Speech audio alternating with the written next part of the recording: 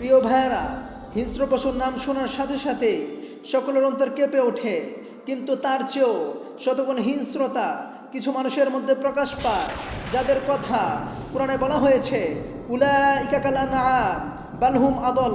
তারা চতুষ্প জন্তুর মতো, বরং তার চেয়েও নিকৃষ্ট। কিন্তু কেন ওই মানুষগুলো হিংস্র হয়ে ওঠে?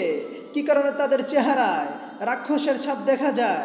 কেন তারা খামচিয়ে ধরে নিষ্পাপদের কণ্ঠনালী, যাদের মুখে প্রতিধ্বনিত হয় স্বাধীনতা চাই, বাঁচতে চাই, হাদি হত্যার বিচার চাই?